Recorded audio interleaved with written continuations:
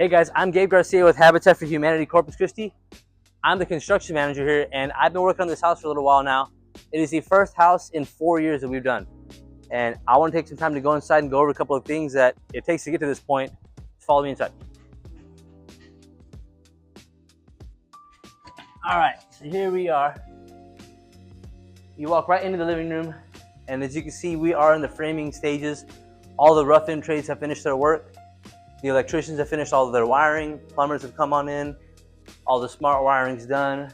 As we continue this way, we go right into our dining room, straight into our kitchen. This would be the island where you have your sink, your dishwasher, some cabinet space, your refrigerator, stove, overhead cabinets right here, overhead microwave as well. We have also moved from the original plan the pantry to come into this area here.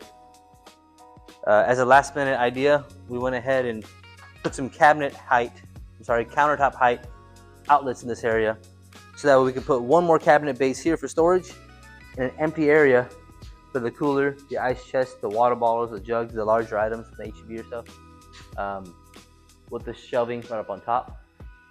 We will match your countertops here as well for your air fryer, toaster oven, a bunch of other accessories you don't want to have on your countertops all the time. Keep them nice and tucked away with your double closing rolling barn doors. Back into here is what we call our mudroom. This is kind of a blank canvas of a room.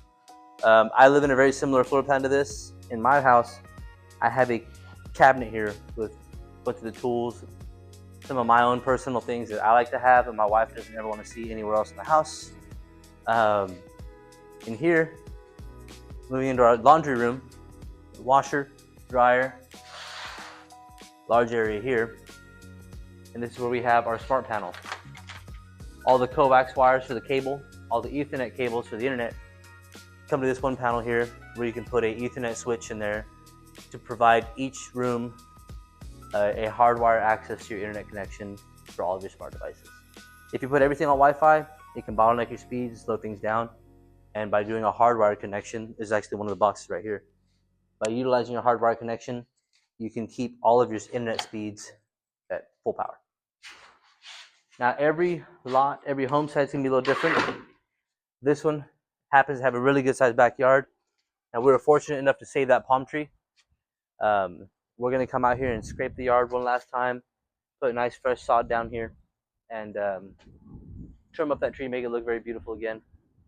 Also, we're gonna rip down all the old chain link fencing and put nice brand new wooden privacy fences. This door is your exterior storage room where your water heater will sit. This will be an unfinished room. It will have sheetrock, but it will not have paint or texture or anything like that. And this will also be where you store your lawnmower, weed eater, outdoor chemicals, things like that. The concrete does drop 1.5 inches from the inside. That way, if your gas tank spills to the lawnmower, it won't run back into the house.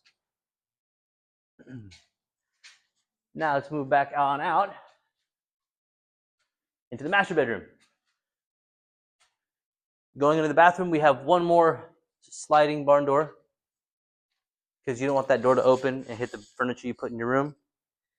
A pocket door into your walk-in closet, vanity, toilet, shower and tub combo. And then, as you continue back on and outward, towards the kids' rooms or the guest rooms, we'll go right into our guest bathroom first.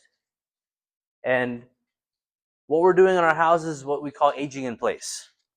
So in the event that the family needs wheelchair access, or if there's elderly people in the family, you can roll right on into the shower with a wheelchair very easily, and just make aging in place is the whole thing of it. You can grow old in this home, and you won't have to make any major modifications as time goes on to the house. As you can see, this wall panel has been taken off for our inspections that are coming up this week.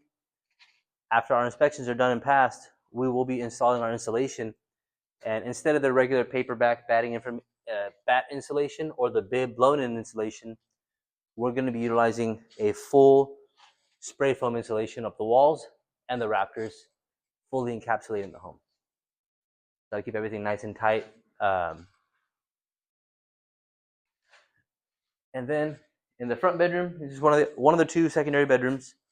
We'll take this time to point out all of our hurricane straps, all of our bolts and anchor points. That's going to help prevent the uplift forces from a hurricane coming through, as well as our Energy Star rated windows and impact resistant windows. So in the event of a hurricane, you need to worry about boarding up your windows. These windows will be just fine. We have tested them thoroughly. They do stand the test. That about covers it. I mean, if there's any other questions you might have, reach out to us anytime. And stay in the loop to get involved.